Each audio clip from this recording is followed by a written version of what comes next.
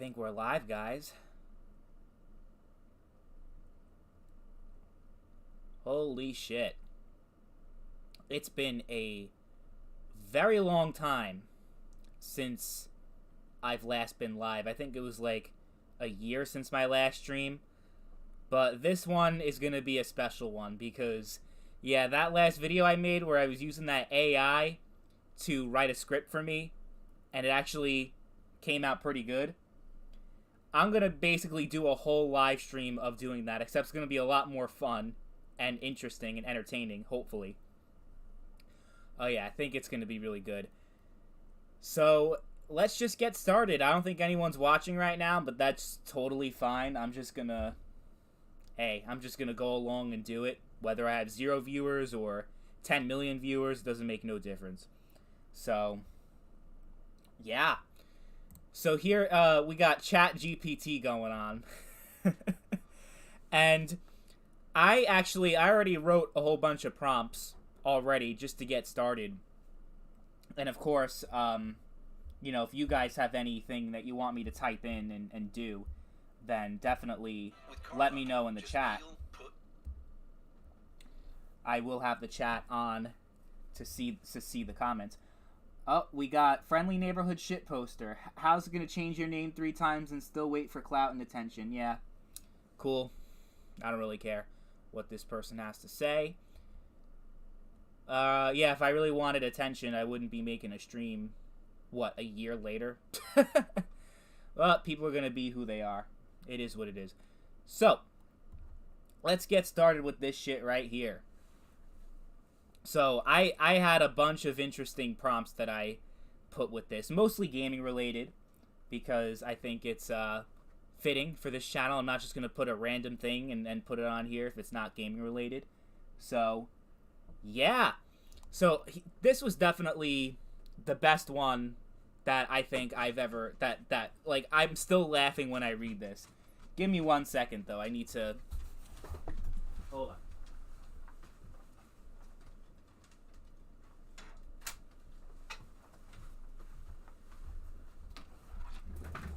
Alright. So, I just came up with this randomly. I thought it was an interesting prompt. And I thought that it would be... I didn't know what to expect, honestly, but... This one, I think, is the best one. I think I'm going to start off strong here. So I said... Write a rap battle between Eminem and Kendrick Lamar. Eminem supports console gaming, Kendrick Lamar supports PC gaming. Lil Wayne enters that rap battle as a surprise third participant. Lil Wayne supports mobile gaming, Lil Wayne wins. That was the prompt that I gave, and they literally wrote an entire rap battle between Eminem, Kendrick Lamar, and Lil Wayne about PC versus console gaming. I cannot make this shit up. This thing is fucking insane. This thing is insane. Okay? So, here we go. Verse 1, Eminem. I'm the king of the mic, the one they call Slim Shady. I'll take on any challenger. I'm not afraid to get crazy. I'm a console gamer. Xbox is my jam. I can beat anyone at Call of Duty. That's my plan. And the chorus. Rap battle, rap battle. Let's see who's the best. Rap battle, rap battle. Put your skills to the test. Kendrick Lamar. I may not have a console, but I still bring the heat. I'm a PC gamer, keyboard and mouse at my feet. I can frag you in Overwatch, no sweat. I'll leave you in the dust. You'll regret. Rap battle, let's see who's the best. Rap battle, put your skills to the test. Lil Wayne, y'all may be good at console and PC, but I'm the real OG. I'm all about mobile gaming, it's the way to be. I can play on the go, anywhere I roam. I'll take you both down with my smartphone. What? That's bars, though. That's fucking bars right there. I'll take both you down with my smartphone.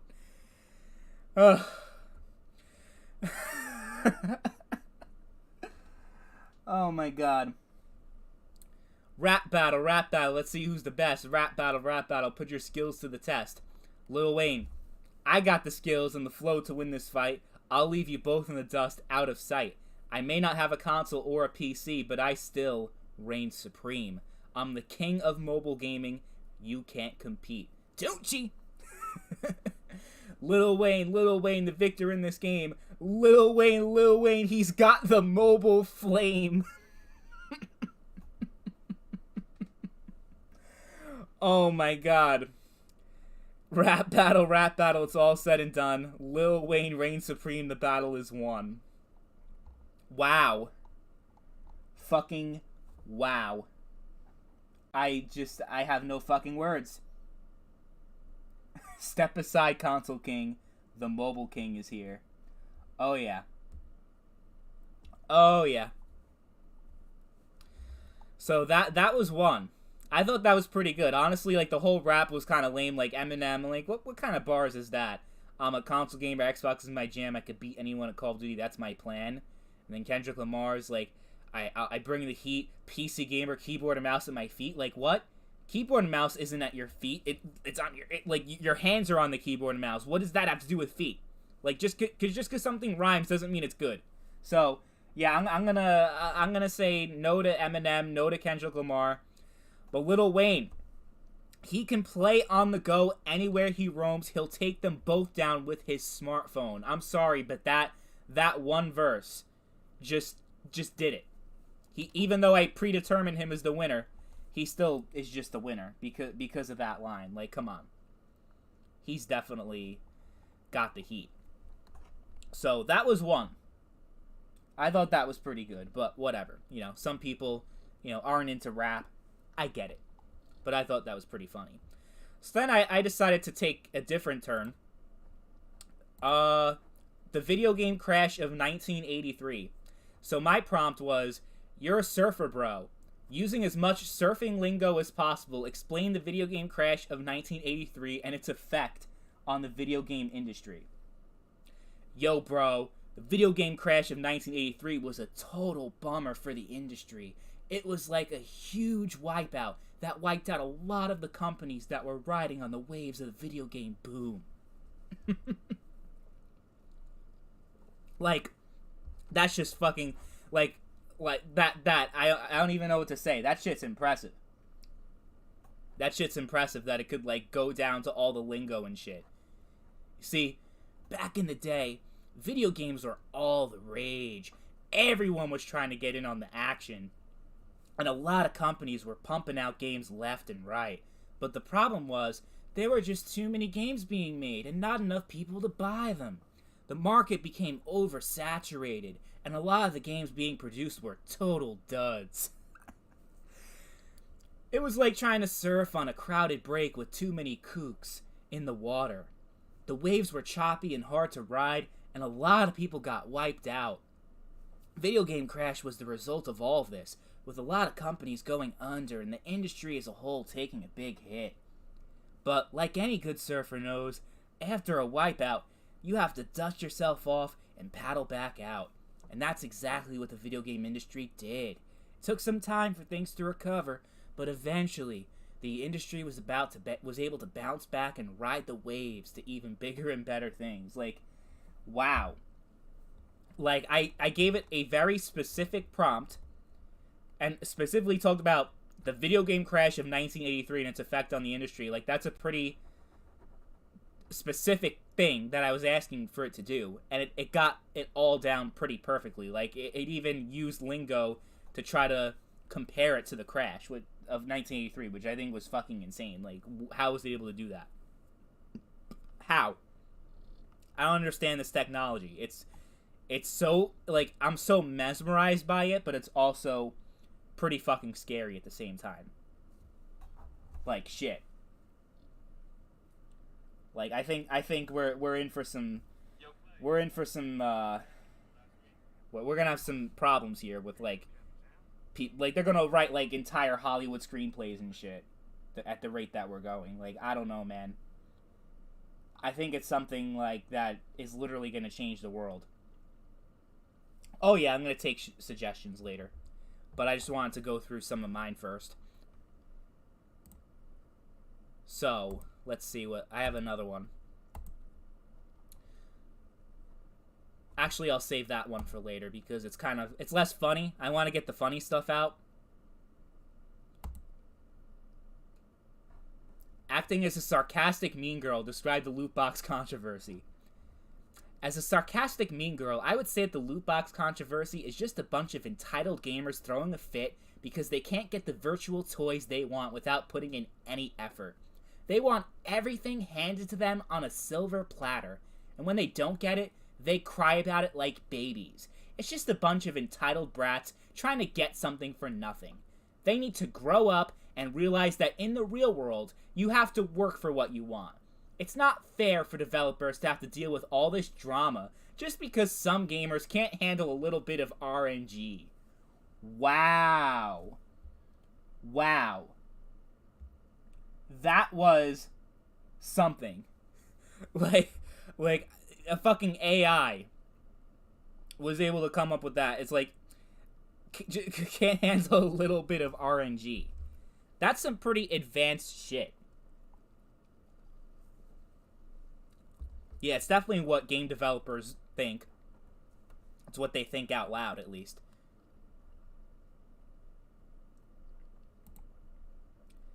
In the speaking style of Donald Trump, explain why the Wii U failed. Well, honestly, my Donald Trump voice is not good, but I'm going to try here. Well, let me tell you, the Wii U was a total disaster. It was a complete and total failure, folks. The problem with the Wii U was that it was just too confusing. It was way too complicated. Nobody could figure out how to use it. The controls were all messed up. And the graphics were just terrible. It was a disaster, folks. Plus, it was just way too expensive. Nobody wanted to pay that much money for something that was so confusing and hard to use. That's why the Wii U failed, folks. It was just a complete and total disaster. Huh. That was pretty good that it was able to try to make a Donald Trump thing, because I don't even think that he said folks a lot. Like, he definitely says disaster. He definitely, he uses the word disaster a lot. But I don't know if it was a great Donald Trump impression. I thought it was okay, considering it was an AI doing it. I didn't think it was that bad. So I decided to show that one too. Oh my god, this one's really good, but I'm going to save that for later because my voice is going to go out trying to do this. This one is pretty good too. In the speaking style of a hillbilly, argue why the Nintendo Switch sucks. Use as much hillbilly jargon as possible. Oh boy. So, this one, I mean, I'm not really good with my redneck accent, but I'm going to try. Well now, I ain't no fan of them Nintendo Switch gadgets. In fact, I think they're right miserable. First off, they ain't got no good games. Just a bunch of kiddie stuff and them Japanese games that don't make no sense.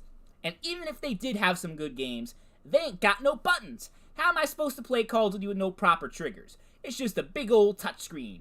Ain't nothing but a fancy phone if you ask me. And don't get me started on them Joy-Cons. They's always falling off and getting lost. And them motion controls is just a gimmick. Ain't no way I'm gonna wave my arms around like a fool just to play a video game. To top it all off, them switches is prone to breaking. I heard tell of folks whose screens cracked just from setting it down too hard. And they ain't cheap to fix neither. All in all, I'd say the Nintendo Switch is a big old waste of money. Stick to them proper consoles like the Xbox or PlayStation. They may cost a bit more, but at least they work right. Yeah, I know that redneck accent was horrible, but it's pretty impressive. The only thing I would say is wrong here is they say the Switch doesn't have any buttons and it's just a touchscreen. That's definitely not true. And Call of Duty isn't even on the Switch. So that was definitely a big mistake. Aside from that, I thought it was pretty good. Just them able to actually integrate the hillbilly talk into an actual prompt like that. Pretty fucking... I would say that's pretty fucking sick. Not gonna lie. I think it's pretty good. So let's see. So I got two more. And then you guys can start giving your, what you want me to put in there, and I'll put it in and see what it says. So we got 2-1s in the voice of Macho Man Randy Savage. If you guys know Macho Man Randy Savage, you know a lot of you guys aren't into wrestling. But I feel like even if you don't know about wrestling, you know who Macho Man Randy Savage is because he's just an icon. So I said, in the speaking style of Macho Man Randy Savage, make an argument against Sony releasing their games on PC. This one was really good, I thought. So I gotta do it. I can't do this justice if I'm not actually talking in the voice of Randy Savage. So let me try here. Ooh, yeah! Macho Man Randy Savage here, and I gotta say, I ain't too pleased about this whole Sony releasing their games on PC business. I mean, come on now, what's the point? PC gaming is about those high-tech graphics and fancy peripherals, but Sony's got their own system with the PlayStation, and it's the best in the business. Think about all the loyal PlayStation fans out there who've been supporting Sony for years. They're the ones who've helped make the PlayStation brand what it is today, and now Sony's just gonna turn around and release their games on PC where anyone can play them? It's not right, brother!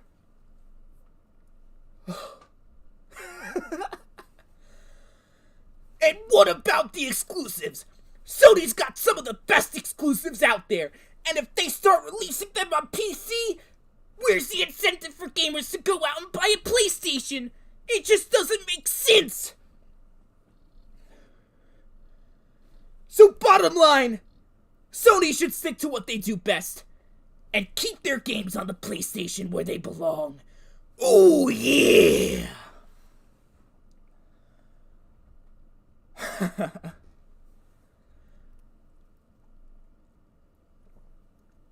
Wow. That was very passionate. That was very passionate right there. That was great. I was very impressed because I've actually seen the whole surfer bro thing and the sarcastic mean girl. That was from Twitter. This one I came up with myself.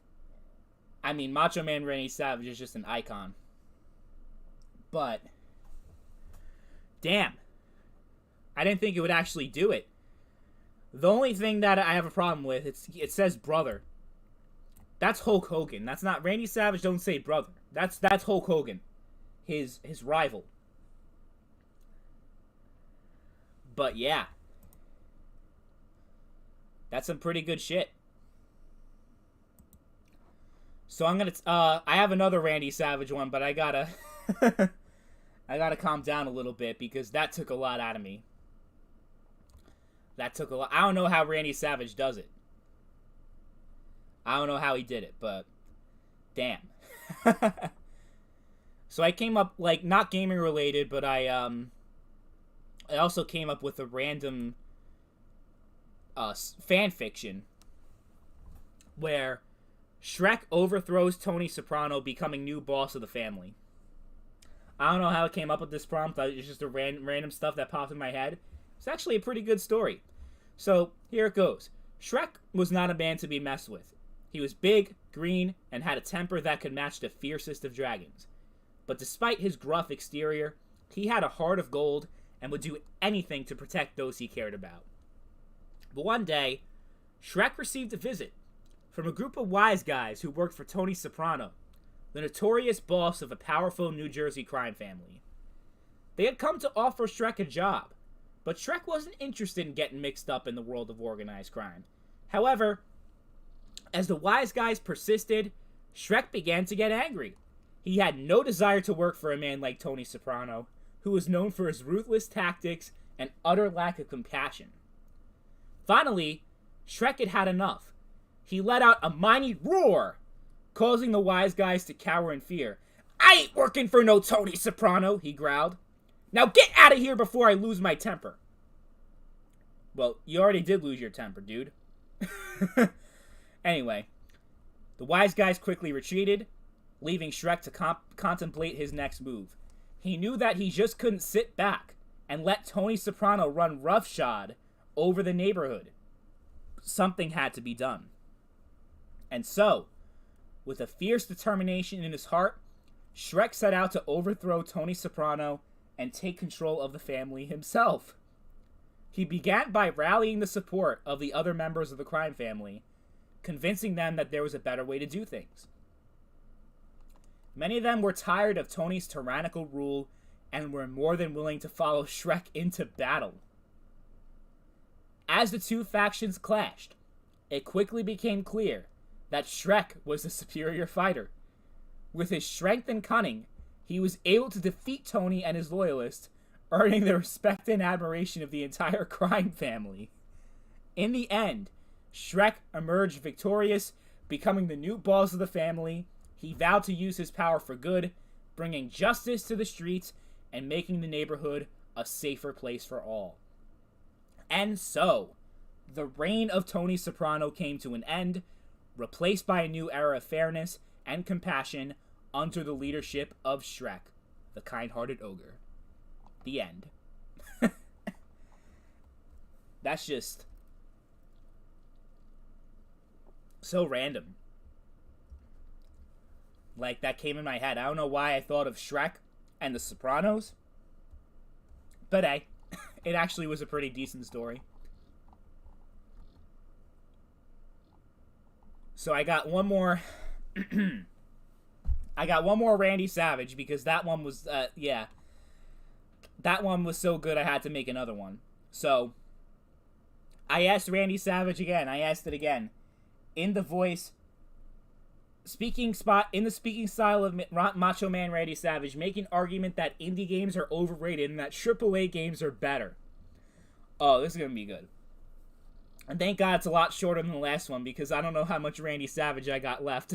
I literally, you guys can hear it. I blew out my voice from that Randy Savage thing last time. So, let me just try to get it out, and then Magna Master while I'm doing that, and anyone else in the chat, if you have any requests of what you want me to type into the thing, and for it to come out, like what do you want me to type, and it'll pretty much do anything. Any prompt, any fan fiction story you may have, anything like just a simple, it doesn't even need to be simple, it could even be a complicated prompt. Just type it in, and I'll punch it in and see what comes out. But without further ado. Oh yeah! Indie games are overrated, brother! They're just a bunch of small-time, low-budget knockoffs of the real deal. AAA games. AAA games have the big budgets, the top-notch graphics, the expansive worlds, and top-notch gameplay that indie games just can't compete with. AAA games are the cream of the crop, the best of the best, the top of the heap. They have the resources and the talent to deliver the ultimate gaming experience, and that's why they're worth every penny. So don't waste your time with those indie games. Stick with the real deal. AAA games. They're the only way to go. Oh yeah! So that wasn't as bad. I was able to pull that one off. And I actually do kind of think that to an extent. I mean, not all indie games are overrated, obviously. But I think in general, when people are like, oh yeah, these indie games are just so much better than all these AAA games. Which I agree, their business practices are better. But I wouldn't say that the games themselves are better. In terms of the scope, in terms of just the overall gameplay, really. I mean, there are obviously exceptions like Minecraft, and you can name a whole bunch of games. But I think in general, it's just, people definitely look at indie games in too high of a regard, in my opinion. That's just how I feel. So, okay, we got some prompts here. Have Hulk Hogan explain why Dark Souls needs an easy mode. Okay. In the what was the thing I said last time? Because sometimes the AI gets confused. Let's see. Hold on. In the speaking style. That's what it is. Okay. In the speaking style of Hulk Hogan. I'm just going to reword it so there's a better chance of it actually following the prompt. Argue why Dark Souls should have an easy mode. Let's see what comes up. Well, brother, let me tell you something.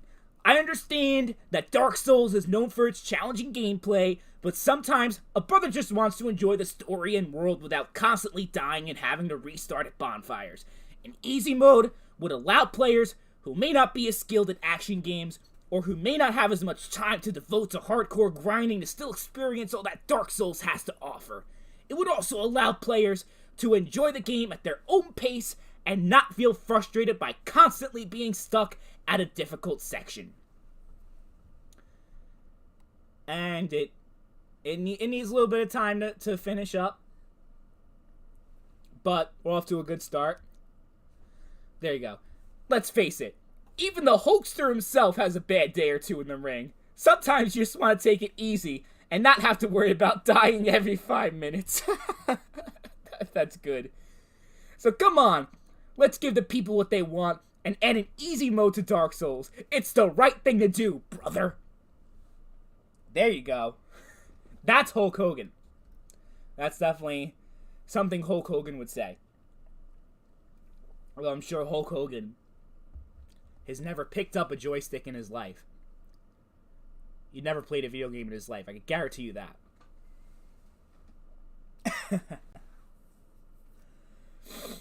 I can't believe that I blew out my entire voice doing that Randy Savage thing. Wow. That's amazing. On that topic, it's depressing that Sony shut down Japan studios. He casted a competitive Pokemon match before. I didn't know nothing about that. Like, he casted it? What does that mean? Like, he competed? Or he, like, hosted it? Or what? I don't know what you mean. I never knew about that.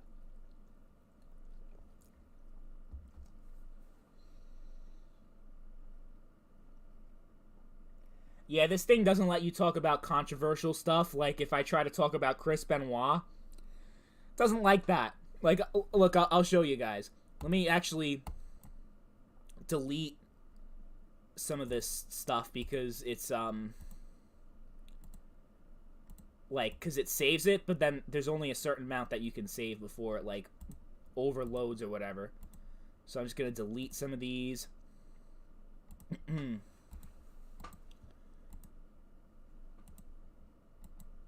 I mean, the Wii U failed because it just sucked. I mean, that's really what it comes down to.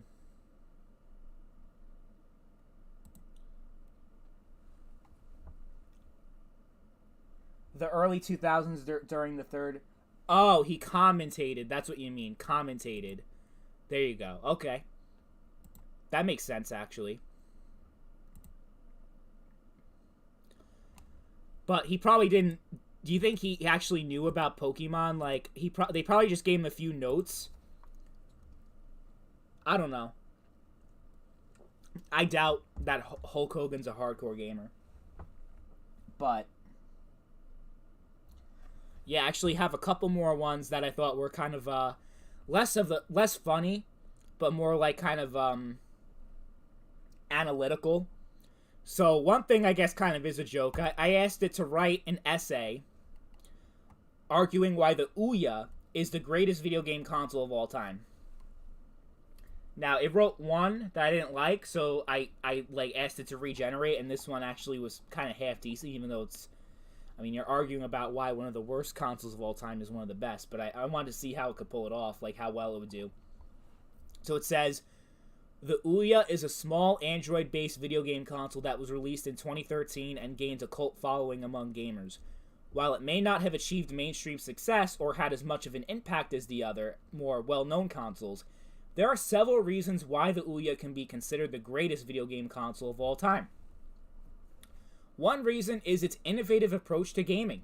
The Ouya was one of the first consoles to embrace the free-to-play model in which players can download and play games for free, with the option to purchase in-game items or unlock additional content. This model has since become more prevalent in the video game industry, and the Ouya was ahead of its time in this regard. Well, first of all, the Ouya was not the first to have free-to-play. Free-to-play existed, let's see, the Ouya came out in 2013. I remember free-to-play games in like 2009, 2010 on the PS3 and 360. And another thing is the whole free, like, even if they did, innovating the free-to-play model, being innovative in that space is definitely not something to brag about, because free-to-play is not, because that free-to-play pretty much paved the way for predatory microtransactions and loot boxes and all these other things that ended up becoming part of full-price $60, $70 games anyway. So either way, any way you slice it, that's not a good mark on the Ouya's legacy. And that whole thing didn't work out anyway. That whole thing was like, oh yeah, with the Ouya, we're gonna like have every single game free. Every game's gonna be free with an option to buy to pay for more content. So it's very similar to how mobile games had, like, you know, most of them were free, except if you want to like get the ads out of the screen, you can pay like $3. Except Ouya was even more ambitious. They were like, no, every single game is you can basically try. It's like an unlimited demo kind of thing. Except no developer wanted to adopt that model, so they got rid of it pretty quickly. Then it says, another reason is its emphasis on indie game development. The Ouya was designed to be an affordable and accessible platform for indie developers to create and publish their games, and it featured a strong lineup of indie titles that were not available on other consoles. This helped to foster a thriving indie game scene on the Ouya and gave it a unique and diverse library of games. Unique and diverse library of games? What the fuck is this thing smoking? I mean, I know I told it to argue why it's but no. That's terrible. That is awful.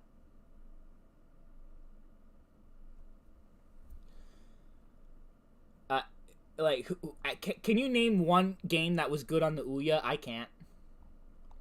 Basically, the whole point of it was to port mobile games over to console, and it was like basically like a cheap console that you can get that was like $100, and it was basically like a not even a mid-tier, like honestly like a low grade smartphone built into a console, and that's what they were selling. It didn't feature no strong lineup of indie titles that were not available on other consoles. What the fuck? Fostering a thriving indie game scene on the Ouya gave it unique and diverse library. What? I'm rereading this and I'm like, what the fuck? No. The Ouya was highly modifiable and hackable, which allowed users to customize and expand upon the functionality of the console. This made it appealing to a community of tinkerers and enthusiasts who were interested in exploring the limits of the hardware and software. Yeah, that lasted about a month, and then nobody fucking cared anymore, because then the PS4 came out and the Xbox One came out, and this thing was just completely left in the dust. I think it wasn't until, like, what, 2015 or 2016 that this thing was discontinued, which is pretty impressive considering how much it fucking bombed. And overall, while the Ouya may not have achieved the same level of commercial success as other consoles, yeah, that's the fucking understatement of the century. Its innovative approach to gaming, again, no innovation. Emphasis on indie development, again, that went nowhere. Modifiable nature made it a worthy contender for the title of greatest video game console of all time. It paved the way for future developments in the gaming industry and provided a platform for creative and unique gaming experiences. Yeah, that's a load of shit. Again, I know I told it to do that, but yeah, they tried. I mean, I can't imagine like anyone doing a better job trying to argue why the Ouya is the greatest console. So let's be fair here. But no, that was that was not it. And of course, the whole thing, verify I'm human, the whole thing just crapped out on me. And I'm back. Okay. So I'm gonna get rid of this. And then I'm gonna do another prompt that MagnaMaster asked me to do. And I don't know if it does Jordan Peterson. Because what is Jordan Peterson? He's basically soft-spoken. Like, how do you translate that into text? Like, it's not, like, as over-the-top characteristic as, like, a Macho Man Randy Savage or a hillbilly or a, you know, a surfer bro dude. So we'll see if it works.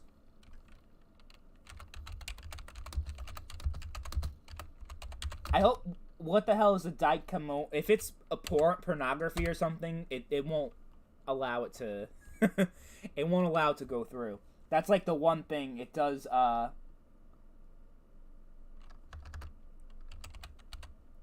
gonna make sure I type in this correct. Dakimakura. Dakimakura, yes. It's probably not gonna do it. There's no way. Whoa. It actually is. I don't know if it's going to be Jordan Peterson, but it's coming out with something. It's taken a long time because it's trying to process what I asked it to do, but... pretentious wording. Yeah, I don't really follow the whole political, you know, that kind of stuff. I used to when I was younger, but I don't really give a fuck anymore.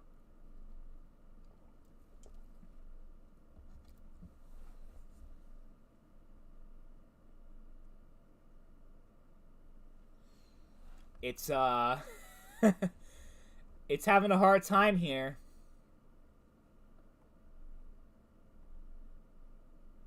It's having a very hard time. Error. Error. I'm gonna redo it. It literally, like, its mind was blown by what you were asking. I think you were like the first person to actually break the AI by asking. It tried though. It started a sentence and then it just, oh, there we go. There you go. An anime dakimakura is a type of large rectangular pillow with a printed design of a character for an anime or manga series. The pillowcase is typically made of soft materials such as plush or velour, and the design is printed on one side, with the other side being solid colored. I don't know if this is how Jordan Peterson would describe it. It's definitely not pretentious. It's descriptive. But then again, like, Jordan Peterson would probably be like, he doesn't consider himself pretentious. Yeah, no, this is not pretentious. Okay. So they're basically anime pillows. That's what they are. Okay. While acting pretentious, I guess, and annoyed, explain what an anime dakimakura is. Let's see if it does something here. There you go. I think you might have gotten it. I must say, I find it rather tedious to have to explain the concept of an anime dakimakura to someone who is clearly not familiar with the finer points of otaku culture. An anime dakimakura, if you must know, is a type of large rectangular pillow adorned with a printed design of a character from an anime. I think I did it. I think I got what you wanted, MagnaMaster. Oh my god, I fucking did it. Used as body pills and are highly coveted among aficionados, I can never pronounce that word, of anime and manga. They are often used for decorative purposes, but can also serve as a sleep aid or comfort object. Is that sufficient, or shall I continue to indulge your ignorance further? Wow. Wow. That's amazing. That's great. So I was able to get you what you wanted. I was able to get it.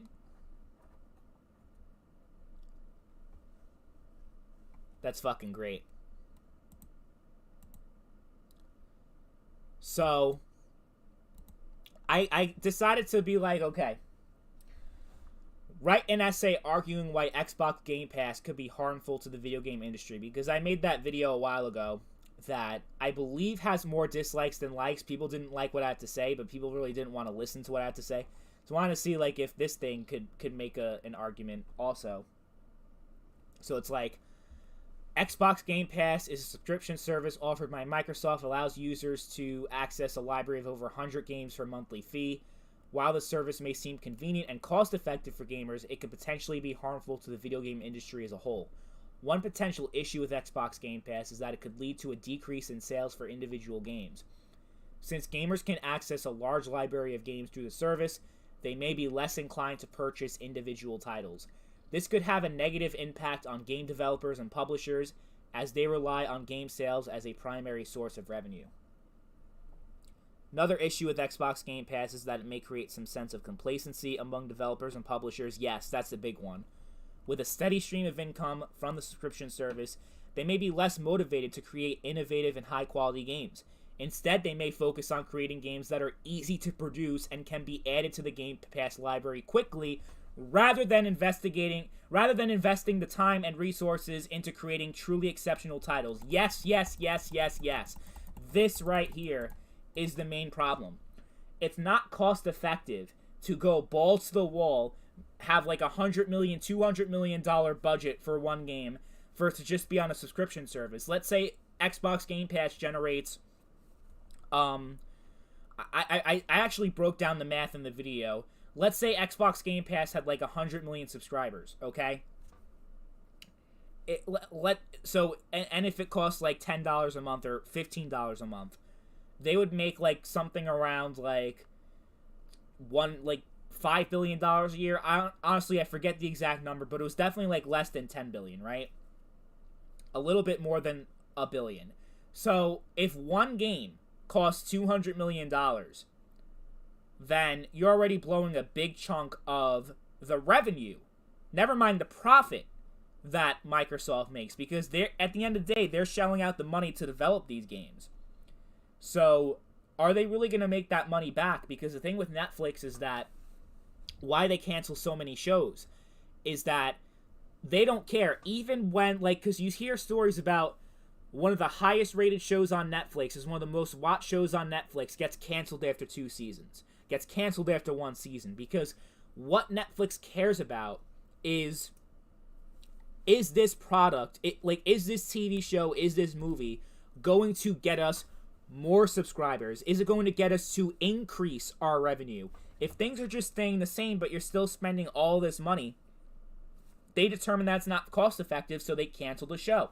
The same thing is going to happen if these subscription services become the mainstream way to access video games.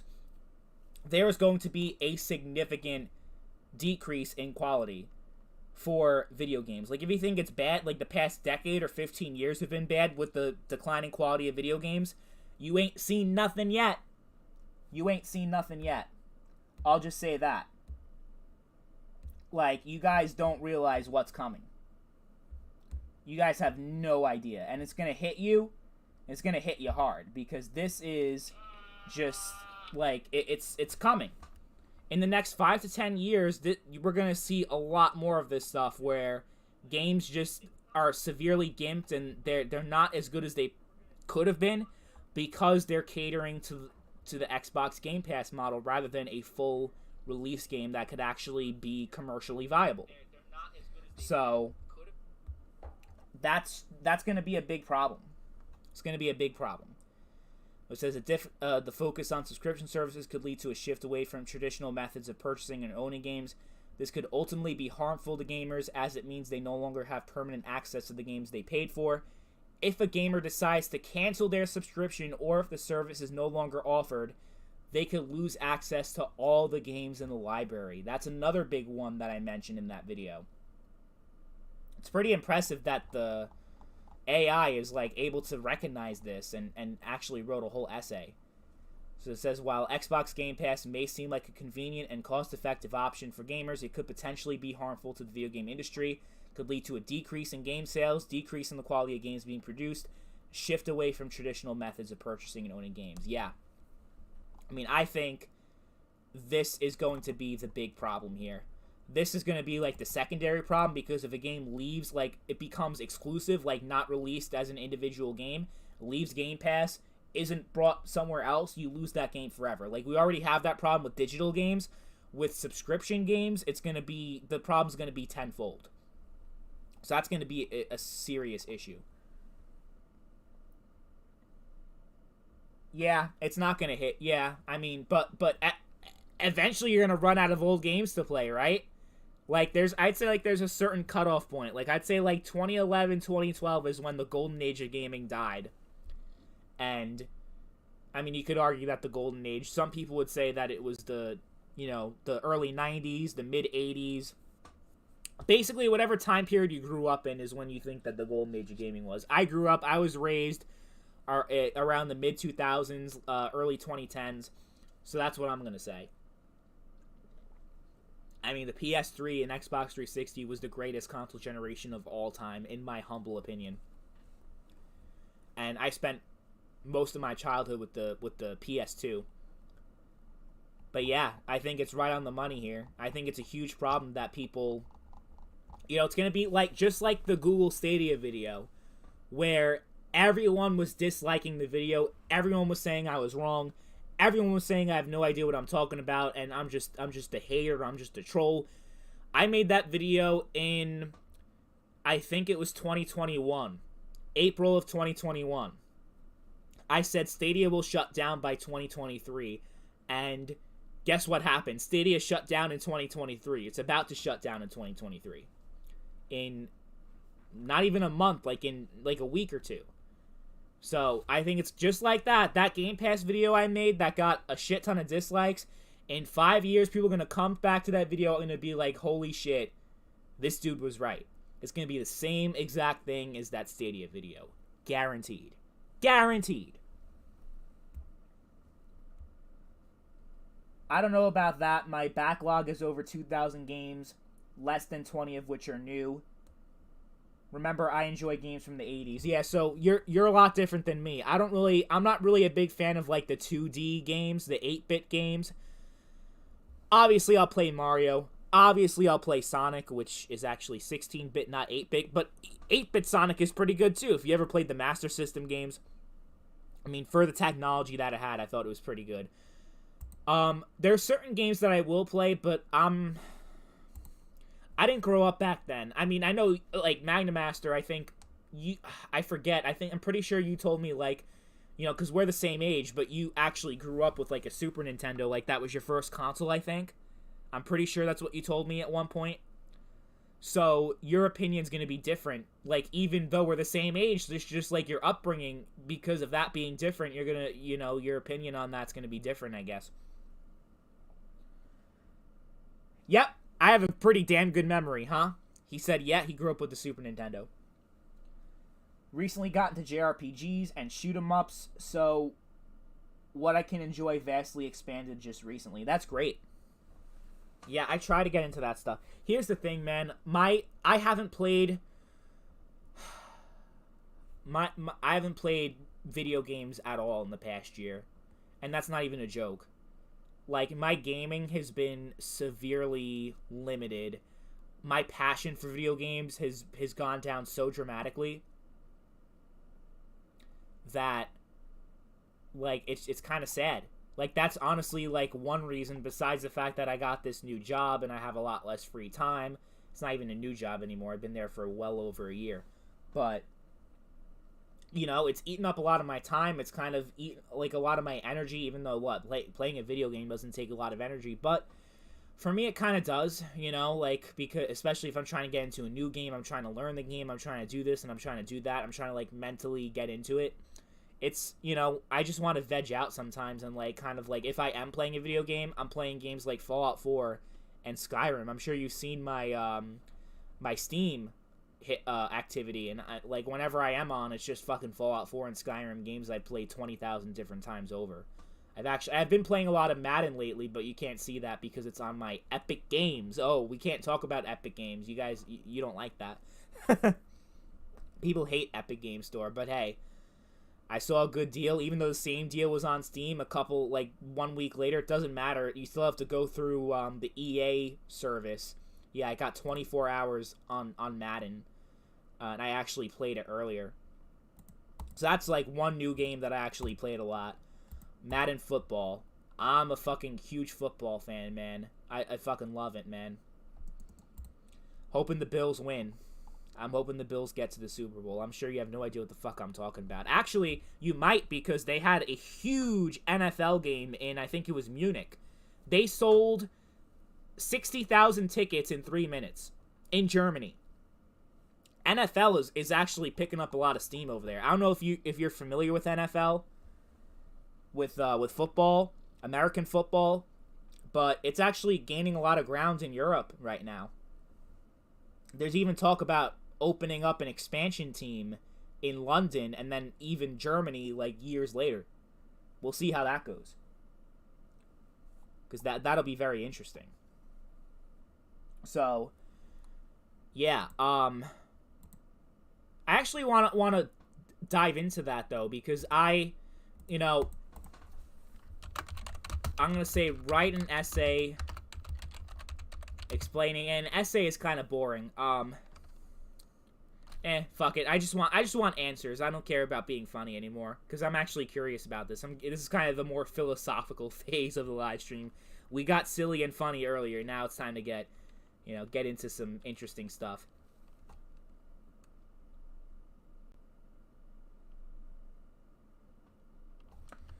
Write an essay explaining how someone can lose interest in playing video games. Let's see if any of this relates to me. There are many reasons why someone might lose interest in playing video games. Some of these reasons may be more personal, while others may be related to changes in the gaming industry or the individual's lifestyle. Yeah, these two definitely apply to me. So this will be interesting to read.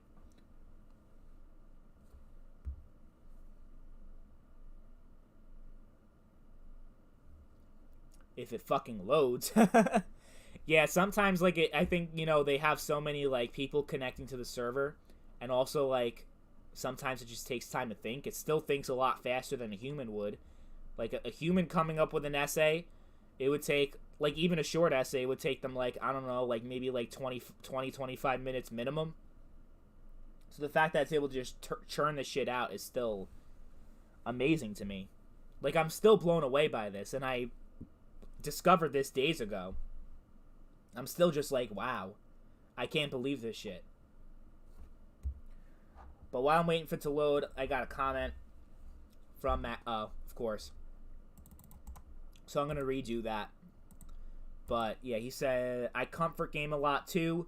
Minecraft, Roller Coaster Tycoon, Hyperdimensional Neptunia, Skyrim, Dark Souls.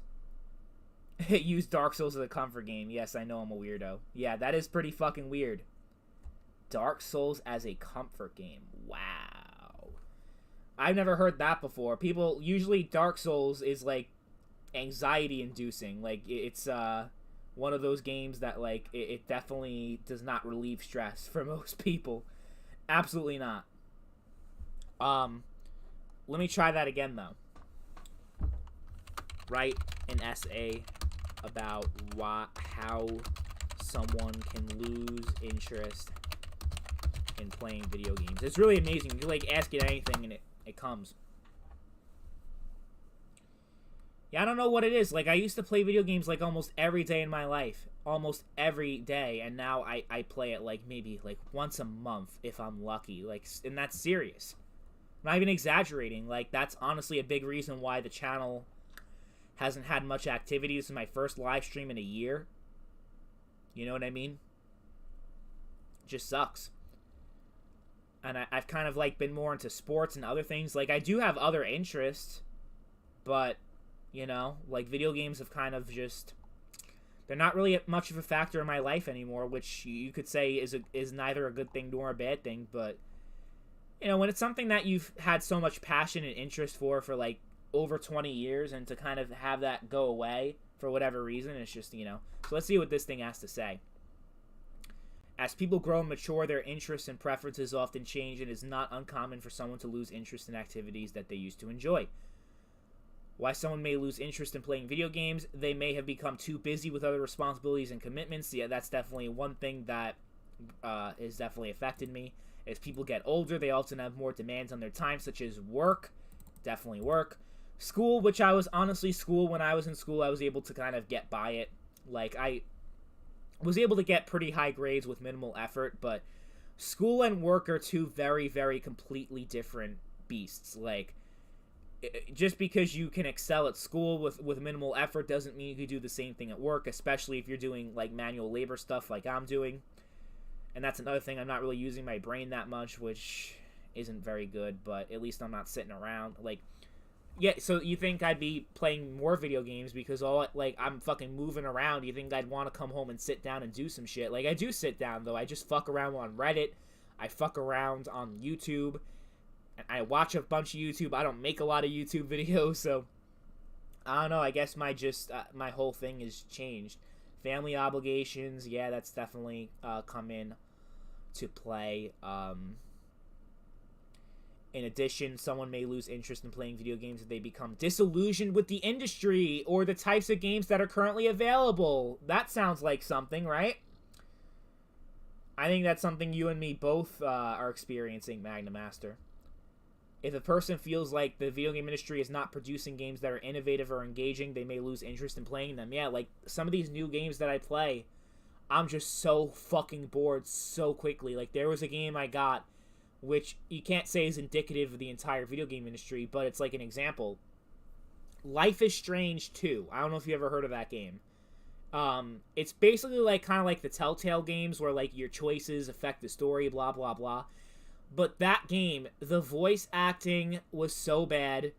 The scenes that were playing out were so bad. It was terrible. I couldn't last, like, because it's less than 2 hours of playtime. I didn't even need to, like, maybe like 70 minutes is how much I played. And I was more entertained staring at, watching paint dry than playing that fucking game. That game is fucking awful. So I got a refund, which I've never done before. I got a refund for that game. And it's just like, you know, I think that's kind of the thing where I kind of, like, go to games I've played before, like, if I do play video games, because I don't want to commit time, money, and effort into, like, learning a new game and trying to get into it, and it just disappointing me, and, like, it just feeling like a waste of time. Like, so, you know, when you have, like, a shit ton of free time where you could just kill, like, you know, 16 hours a day doing nothing every single day, which was pretty much my life for, you know, I would say since I was, like, I started playing video games when I was, like, 3 or 4, until I was, like, as far as, like, having an open schedule, I mean, like, I'd say, like, 21, 22 is around the time when I started to have a lot less free time, like, basically when I graduated from school. Feelings of isolation and boredom, yeah. So some people may find that they are spending too much time playing video games, not enough time engaging in other activities. Yes, that's another big thing.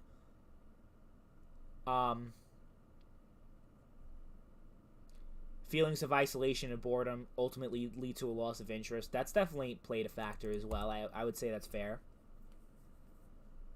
And finally, someone may lose interest in playing video games if they experience negative consequences as a result of their gaming habits. For example, if someone is playing video games at the expense of their physical or mental health, they may decide to cut back or stop playing altogether. I wouldn't say that really applies to me. I think I know my limits. I think if I am sinking a lot of time into video games, it's kind of more of like a survival mechanism, to be honest with you. It's like shit is going down so bad in my real life. And it's something that I honestly, even if I, like, stop playing video games, it's shit that's literally out of my control and I cannot do anything about it. So I just kind of shut down and play video games to get away from it. I don't necessarily think that that's me not facing my problems or not addressing them.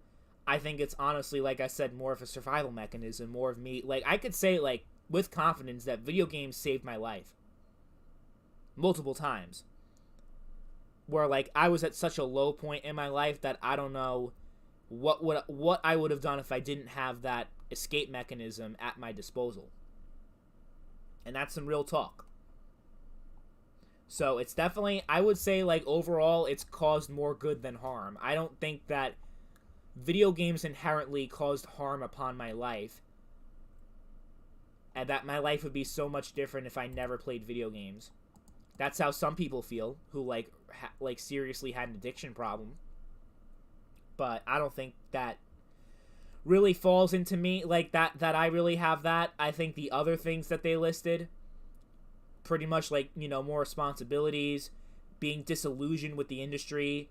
I talked about that so much on my channel. And feeling like they're becoming too reliant. I mean, I do kind of feel like, yeah, like, as an adult, like, that doesn't necessarily, like, negative feelings is different than, like, feeling like you're addicted is different from feeling like, oh, I could spend my time better. Because I definitely feel that more than that, if that makes sense. But let me see. Oh, I missed a bunch of your comments. Magnamaster, I can beat Dark Souls at level 1. I have every single enemy and item 100% memorized, so at this point I could just build a plan and build I want to do and route a path to become OP. And then about the whole video game thing. Yeah, if it wasn't for the incredibly vast world of games that are older than 10 years, I'd be bored out of my mind. I would only have, like, a handful of the many franchises I love.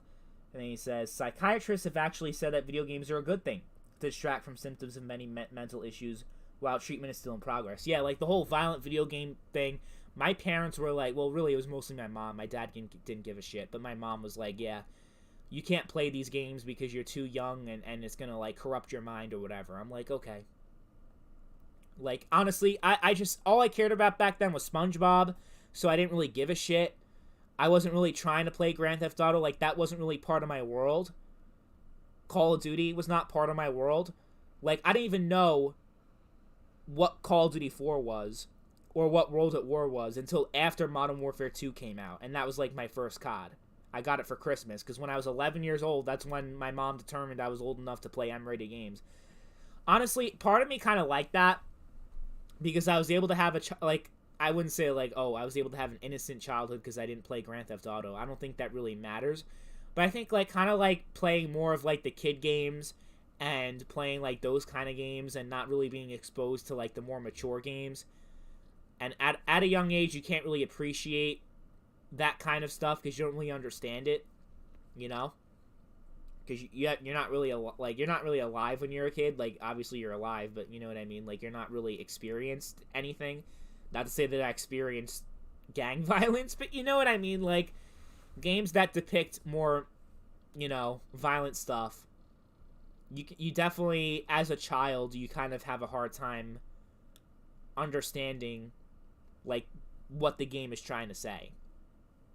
And that definitely gets lost. Even as a teenager, even if you're 12 or 13, to be honest, but I feel like, and I'm not mad, because I know some people were like, I mean, I didn't really care, but there are a lot of people who I know whose parents were basically like, yeah, you are not allowed to play any video games no matter what. Being restricted like that has gotta suck. And that's definitely, like, I don't know, the parents are probably just brainwashed by propaganda because they think that, you know, after the whole Columbine thing, that was a whole push with, oh yeah, these kids, they played video games, they played games like Doom, so they're you know, that's why they're school shooters, because they were basically training how to shoot people on video games. Some parents actually bought into it because, you know, they didn't grow up with video games, because video games were kind of, after their time growing up. So it's a whole thing that they just do not understand, and it makes me think, like, you know, when I'm like in my late 30s, 40s, or whatever age I am, like when I'm raising children, is there going to be something that's out there that I won't understand, and I'm like, no, like, you can't do this? Like, would I be like that with my kid? I feel like I would definitely be, like, less restrictive if I were a parent, but I don't know. Kind of going off on a tangent. So that was an interesting read. Pretty impressive that an AI was able to come up with that again. One more thing that I asked it to do before I went live that I thought was pretty interesting For that, Magnum Master left another comment. It can help people with social anxiety redirect their focus in panic-inducing situations like on the bus. Yeah, there are people who have problems where video games can actually keep them focused, can keep them calm. That's always a good thing. I asked it to write an essay arguing why battle passes are worse than loot boxes. And that's another interesting debate where I have what you would consider to be an unpopular opinion. I would take loot boxes over battle passes almost every single time. I'd rather have neither, honestly. But battle passes, to act like battle passes are so much better than loot boxes, I think is disingenuous. So, here's what it says, and it's actually a pretty long one.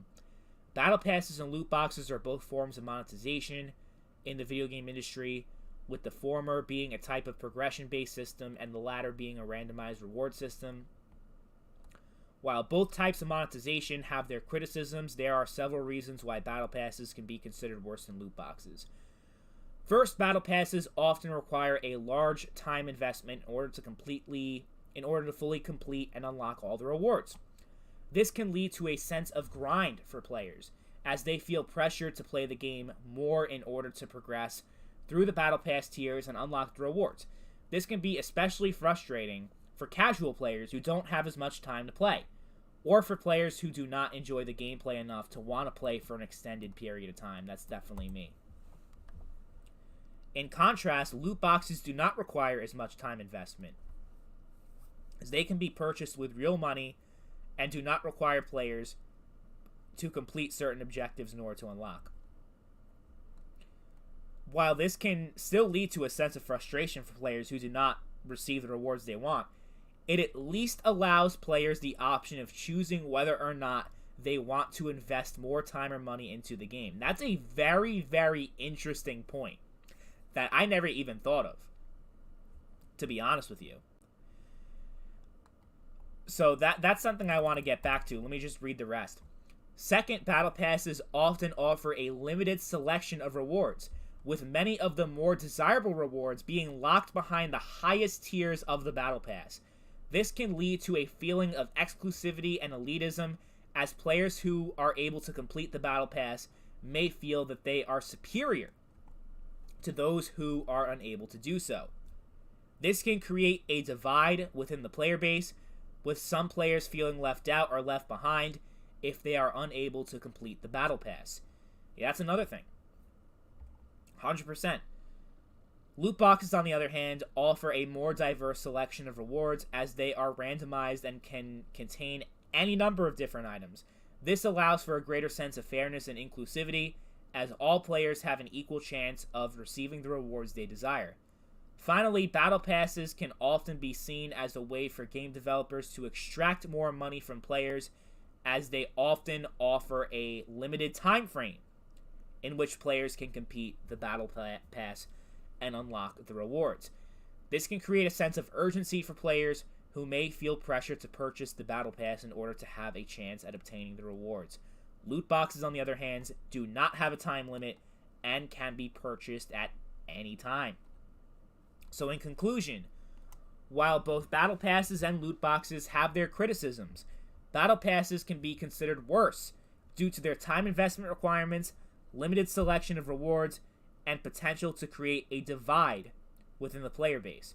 While loot boxes may not be without their own issues, they offer a more diverse selection of rewards and do not require as much time investment. That's the big thing, time investment. I always hated the idea of having something that you pay money for, but are guaranteed to lose access to within a certain time frame if you do not do what they want within that limited time. So a typical season of a battle pass is, let's say, about 3 months.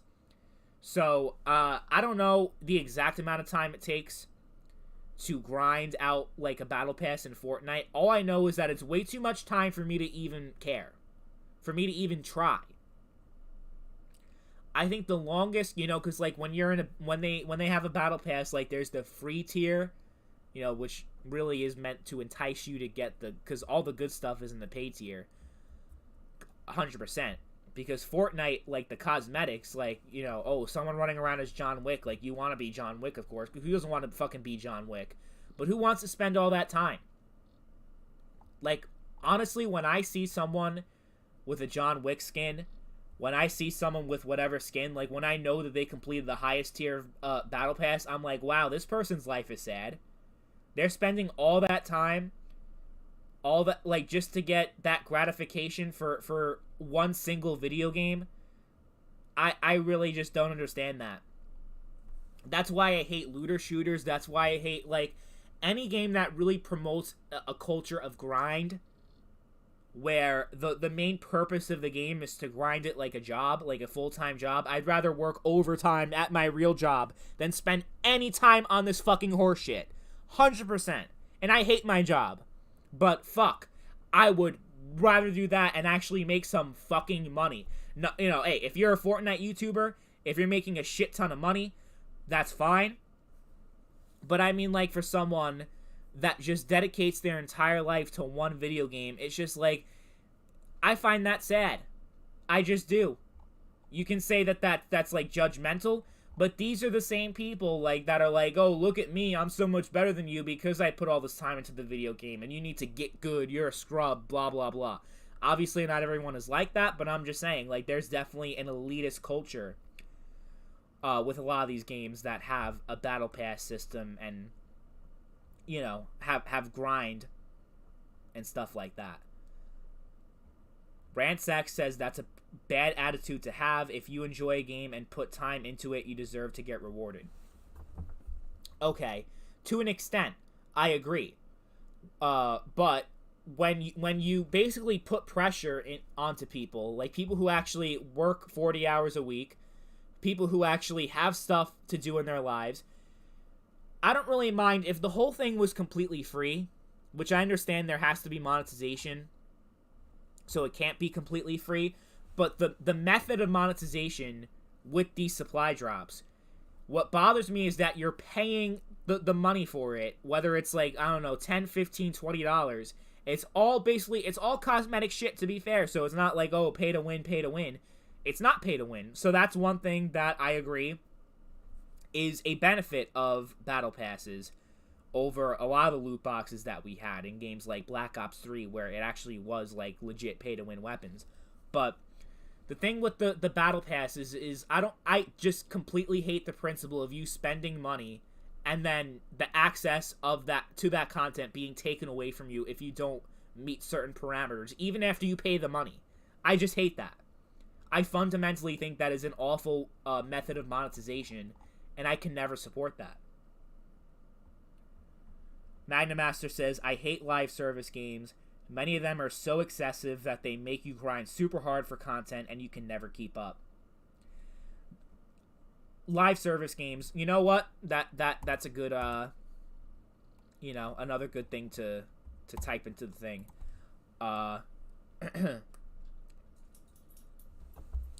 We'll go back to the Surfer Bro, because that was entertaining. While pretending to be a surfer bro, make an argument against live service video games and use as much surfer jargon as possible. I'm trying to integrate these conversations with the stream. See how that goes. Yo, bro.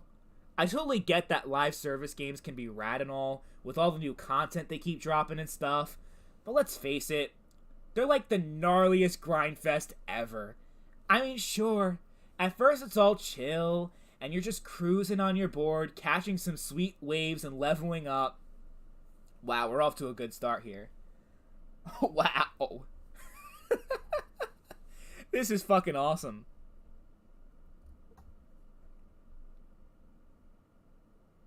While I'm waiting for this fucking shit to load. I like able to buy games, have them update, but I agree SaaS is killing everything. I know what the AAS means, as a service. I don't know what S as a service. I know GAS, games as a service. Magnamaster, I played Genshin Impact when it launched, and for many months after, I hard grinded all the daily stuff to a crazy extent. fucking shit crashed. That sucks. I have to, like, redo it. That sucks, because that was, like, a really good start. That was a really good start. Alright. Let's see if it comes up again. Too many requests. Fuck! I put too many requests in an hour. How fucking... Yeah, because it limits you after an hour. Which is fucking... Well, that little thing that I read where... That was actually pretty good. That was actually pretty good. So Genshin Impact, when it launched, after hard grinding all the daily stuff to a crazy extent, adding new characters faster than you can unlock them, so even though you're putting so much time into it, you moved away from completion instead of getting closer to it. Gacha games are a cancer that just made me give up. Every game coming out now is a gacha game. Software as a service. Oh, software as a service. So it's pretty much the same thing. Yeah, I hate that. I like, that's honestly the thing that's made me checked out from a lot of these online games. What you'll see me do, especially on the Call of Duty channel, where like I more like specialize into like playing the actual games themselves, like, because in this channel I just talk about like general themes of the video game industry. You know, like I talk about loot boxes, I talk about battle passes, I talk about Game Pass, I talk about all these different things. But with my other channel, I kind of just like actually talk about the games themselves. But you notice the games I cover are more older titles that are past their prime. I do that for a reason, because I enjoy those games a lot better, because they're no longer being as heavily monetized, because the developer has moved on to a newer game. So there's less push for monetization. The game is already complete. That's another thing. Games released unfinished so much, you know, with these games. That's like the big, honestly, the big problem is that's basically like, yeah, we can release a game unfinished and then finish it later. I hate that shit with a passion. I fucking hate it. It's awful. So that's my big problem. But just, yeah, the whole grind fest is terrible. It's completely awful. So I hate it so much. Let's see if I can... Yeah. So I think the party ended a little bit too early here. I ran out of like responses, even though I thought I read that it was something like 40 to 50 an hour. I don't think I did 40 or 50 in an hour. Let's see. I've been streaming for a little over an hour, but I don't think... I don't know. Maybe I just suck at math. I definitely suck at math, but that's besides the point. Problem is the industry knows they can get away with it. Even new early access games have battle passes. We don't want to pay for DLC to segregate the community, but now it's costing us in other ways. So I have a thing to say about that. My hot take. And people, honestly, like, this is not an opinion that, like, if you've seen my videos, like, honestly, I wouldn't even say a year ago, because even a year ago I was kind of, like, not making videos. But, okay, let's say 2 years ago. If you go back to my videos from 2 years ago, you'll hear me saying, like, oh, yeah, like, it's a good thing that, like, we moved on from the paid DLC. And I think that paid DLC is awful. Honestly, like, I don't really hold that opinion anymore. After seeing the the really bad quality of these games transitioning from live service, from paid DLC to live service, think of games like Call of Duty, think of games like Battlefield, the kind of content that they're offering is just not, it's not acceptable. It's not. So, like, especially the zombies. Say what you want about the Call of Duty DLC, I think the Treyarch DLCs, though, because they had zombies, were definitely worth a lot more because they had 4 multiplayer maps and a zombies map for each DLC. Still a little bit overpriced for $15. I would completely agree with you on that. But the quality of the DLC content was on a much higher level back then than it is with these drip-feeding updates that, like, when you compare it, like, the base game on release back then to a base game being released right now, there is less content at launch, right? So you are getting less content at launch because they're going to add the rest of the content in later. So even though they're adding all these content in updates, they're really like a lot of the content that's being added in these updates are actually, it's not extra stuff. It's stuff that should have been in the original game in the first place. DLC, with the Call of Duty DLC maps, no one can say that at launch, Modern Warfare 2 didn't have enough content, meaning 2009 Modern Warfare 2. No one could have said that Black Ops 1 did not have enough content. Maybe on the zombie side you could have said that, but just as an overall package, you couldn't say that. With Modern Warfare 2, meaning the new one, you can say that. With Black Ops Cold War, you could definitely say that. With Call of Duty Vanguard, you could definitely say that. These games, with these updates, with these free updates, you know how the saying goes, you get what you pay for. I think the biggest example of this is in the Battlefield series, where they were known, okay, for having amazing DLC content. And while, yes, the big drawback was that the community was split because a lot of people were not able or not willing to pay an extra $50 on top of the game they already bought. That is true. But on the other hand, the extra content that we got was fantastic across the board. Battlefield 3, every single DLC pack felt special in its own way. It was something that you actually wanted to play. It was amazing content. And it was barely any, like, reuse content also. That's the other thing. A lot of the content that they're adding in these updates are remake maps when we're talking about Battlefield and COD. And just reusing old assets. Back then, you didn't really have that. Because back then, I guess they didn't run out of ideas. Or really what it is that it's a lot more sustainable and a lot more, like, to actually charge the extra money.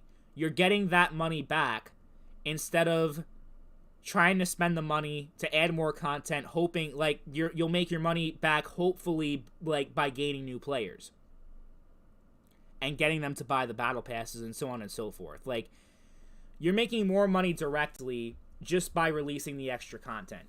You can't tell me that Battlefield 2042, a year after release, is even close. I know, like, people are liking it now. You can't tell me that it's, like, in an acceptable state. Even still. And even after that year, at the very least, it's still below Battlefield 3 and Battlefield 4 at launch. So, I honestly think that I think that Battlefield should bring back paid DLC because they'll be more motivated, they'll be more obligated to actually release high quality content on a more consistent level, like they did with Battlefield 3, Battlefield 4, even Battlefield 1, which was the last Battlefield game to have paid DLC. It took a lot of time for that DLC to come out, but it came out, and it was great DLC. I think this whole live service thing, hey, it works for some games. I'm not going to argue with you that Fortnite is a game that absolutely should and you know, is a very successful live service game. And it does, you know, it's a great live service.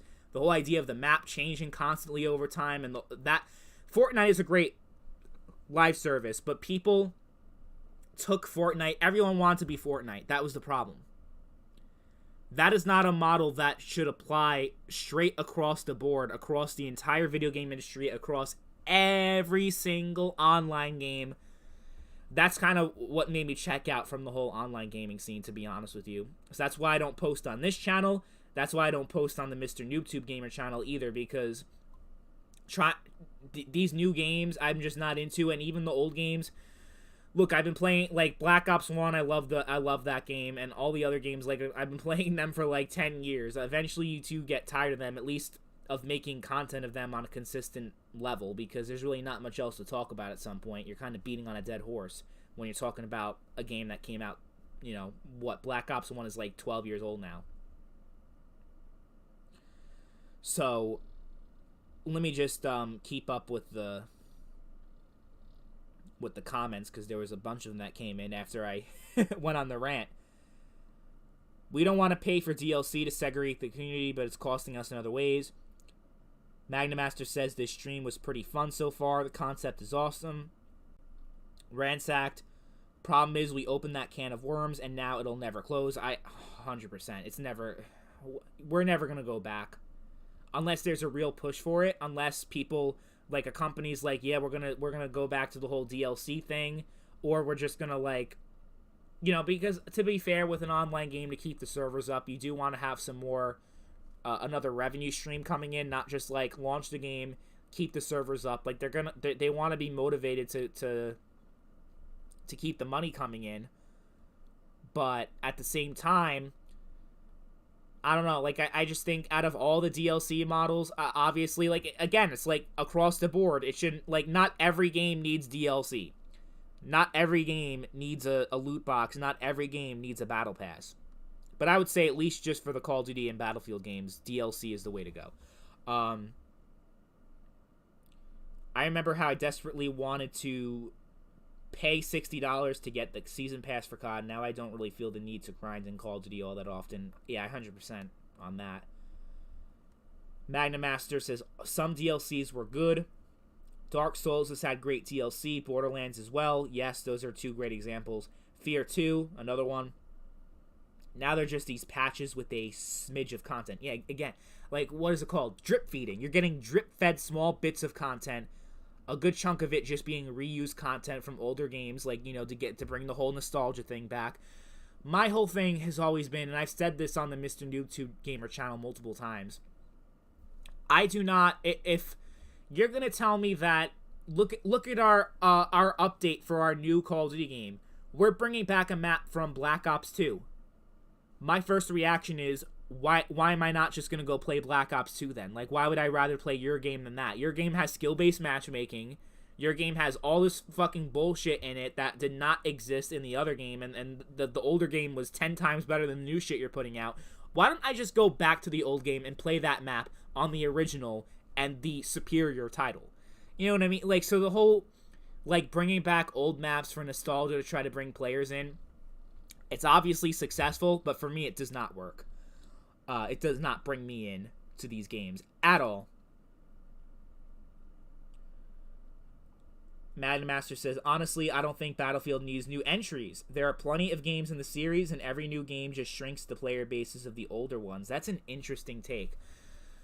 I think in recent years, they've just been making a Battlefield game just to make a Battlefield game. I'll give you that.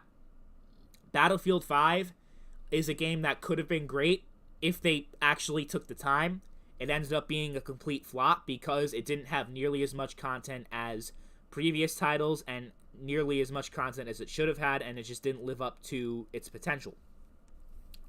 Also, I didn't really, at that point, I didn't have interest in a World War II Battlefield anyway. I think it was too soon after Battlefield 1, especially considering that Battlefield 1 really was not a World War I game. So it didn't really feel that different from Battlefield 5. So releasing a game like that just 2 years after Battlefield 1 was a big fail. It worked between Battlefield 3 and Battlefield 4. It doesn't mean you need to do that again. So I think that was a mistake. I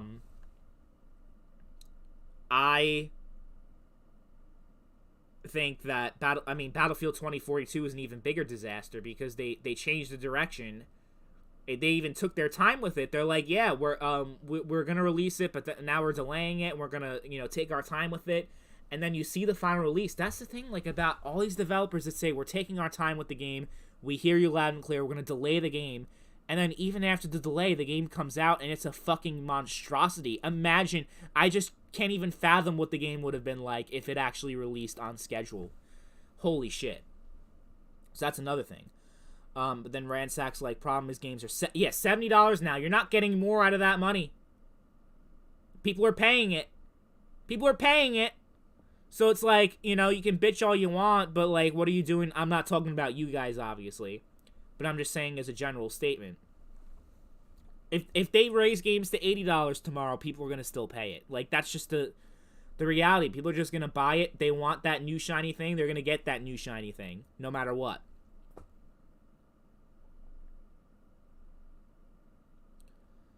Yeah, whenever they bring back a fan favorite map, they gimp it in a way that makes it easier for campers. Yeah.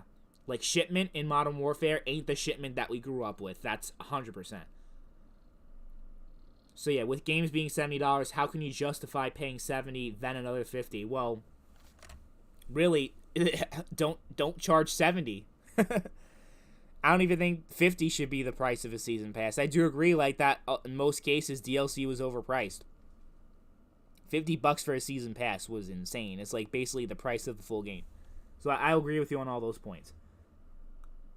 Best example of good DLC: the Ring City from Dark Souls 3.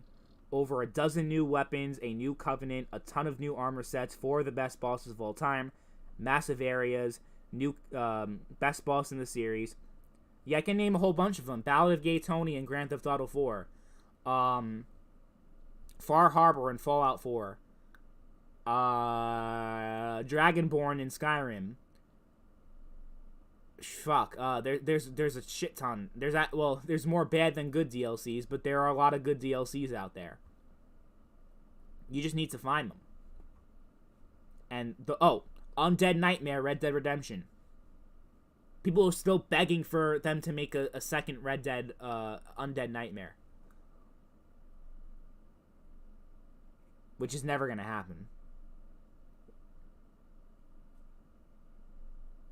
So, yeah, I mean, like, when it feels more like, I think expansion type DLCs are definitely the best rather than, like, map packs, which I guess you could technically say is an expansion. But I mean, like, expansion as in, like, new story, new characters.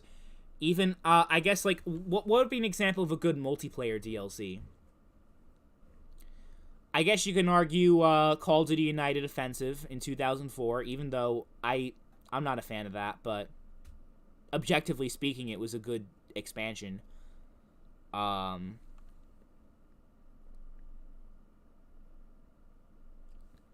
multiplayer DLC is definitely a lot harder to, like, come up with a good one for than single player DLC, because single player DLC, like, yeah, you get a expanded story, you get more content, you get more out of your game, and it's definitely usually worth the price a lot more.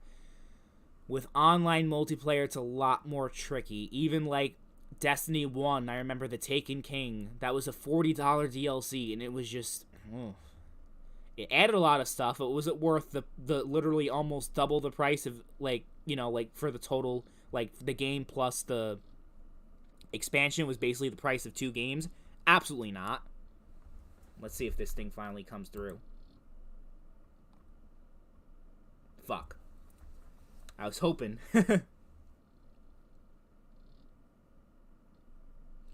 Rockstar is a prime example of what's wrong with the industry. Yeah, they send private investigators to people's houses for modding. I'm sure you guys heard about that. That story was years ago. Every single enemy in he was talking about the Dark Souls DLC again. It was new and expanded the lore. Not a single reused enemy. That's very impressive. It sucks that all the story DLCs we were gonna get in GTA 5 were GTA Online instead. Yeah, I was hoping for that DLC, to be honest with you. I'm gonna try to refresh and see, maybe it just hasn't refreshed, because now it's giving me, like, errors and shit.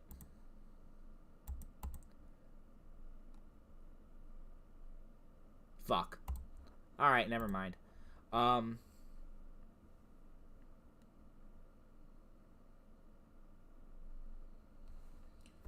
I actually knew that guy. We were friends back in 2010. He used to be known as D875J.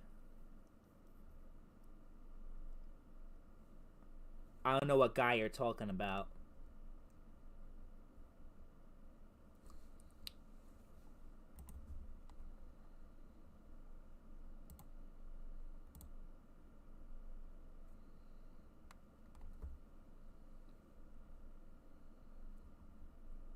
But yeah,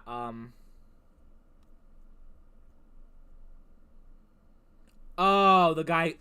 I'm fucking stupid. I'm sorry. The guy who got the private investigators. He was friends with him back. You were friends with him back in 2010. Damn. Damn. That's crazy.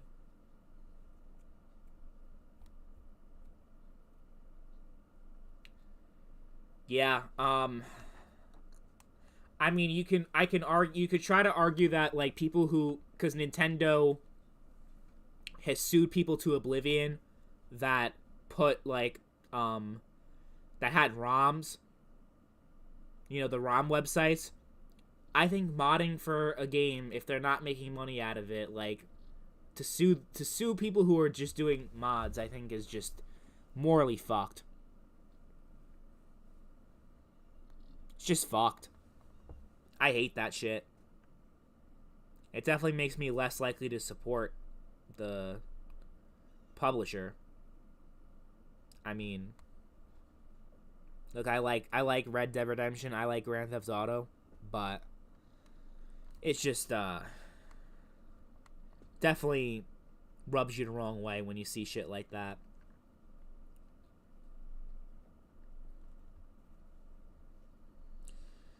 But yeah, unfortunately, because this whole thing is, it seems to not wanna type shit out anymore because there was like a limit for like however many in an hour, which is stupid. I wonder, like, does this count as a request if the request is denied?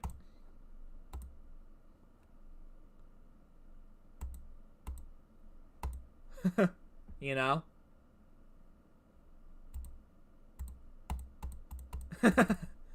Oh, man. That shit sucks, but it's cool. You notice it says on the bottom, free research preview. That means eventually this is going to be part of a paywall at some point. My prediction is that eventually people are going to find this code somehow. They're going to figure this whole thing out and just release a free version themselves. That's one potential outcome. Another thing is that like, it's just going to be so expensive because they're going to feel like they can charge whatever they want, because I guess a lot of businesses and professionals are going to try to use this, and they figure they can make a lot of money from like the high end, you know, their high end clientele, and leave regular users out.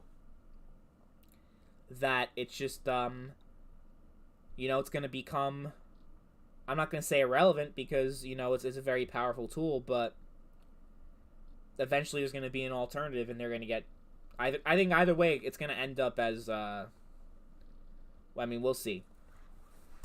If this thing stays free, it's going to be because they're the next Facebook and the next Google, where they use your information.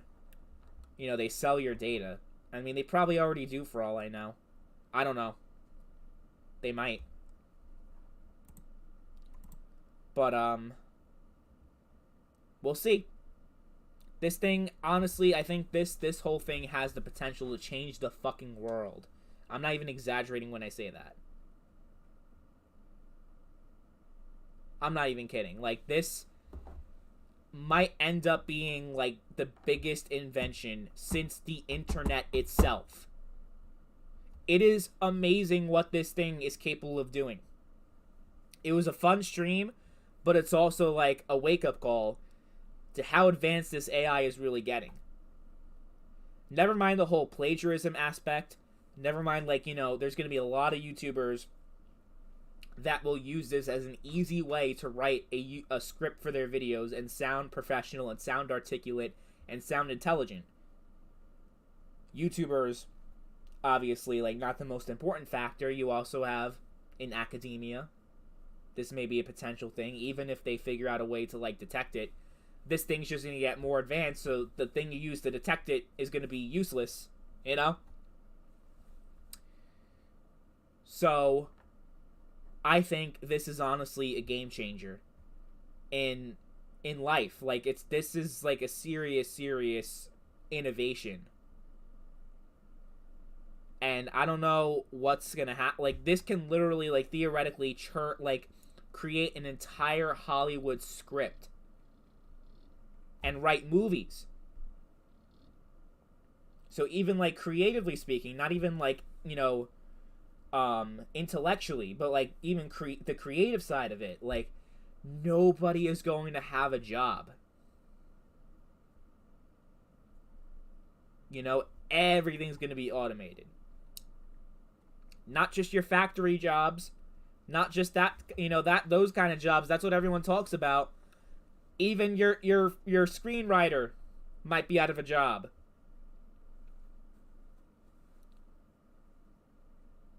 I don't know. Like, I wouldn't go as far as to say, like, oh, this thing's gonna take over the world. I mean, could we have, like, a whole Terminator Skynet thing going on at some point? Maybe. I wouldn't say that. I mean, unless you, like, give it access to, like, government shit and it can, like, shut down the whole power grid, I guess that theoretically could happen. And they could create, like, robot things. I don't know. I'm not gonna say that. Because I think that's a little, you know, I don't know. Possible? Yes. Probable? I don't think so. But it's, definitely something to ponder. 100%. You will look back at this live stream 10 years from now and be like, holy shit. This was the beginning of something. I'm just saying. I think, there's something going on here. So, yeah. But thanks to the few of you who tuned into my live stream. I know this channel is on the dead side, so people don't really... And plus, it's also a weird hour, but it's the only hour I was free and available to do a stream. So I'm sorry to all those who were not available to join in on the fun. I can't promise I'll do another stream soon. It'll probably be another year, if I'm going to be honest. But it was fun kind of coming back to it and doing a whole thing. And, you know, the few people that still follow me to have a few fun moments with you guys. So, I think that's going to be about it for me.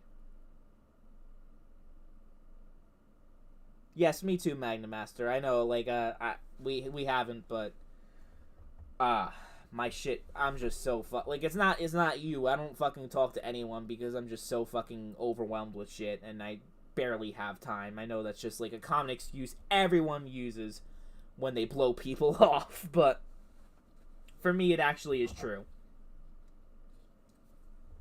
It really is. Like, I'm gonna go to bed right now because I got out of work, like, I don't even know how long ago. I never went to bed.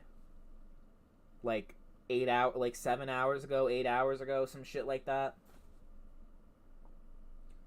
Been awake since, like, 7 o'clock in the evening. So I've been awake for, like, fucking, like, 21 hours. Fuck. 19 hours, 20 hours, somewhere in that ballpark. So I gotta fucking sleep anyway. I wish this shit would fucking go, though. You know, that would be nice. But it won't. Otherwise, I probably would have kept going. Anyway, without dragging it on even more, thank you all for watching. I appreciate you all so very much. And I hope to see you guys again soon. Bye.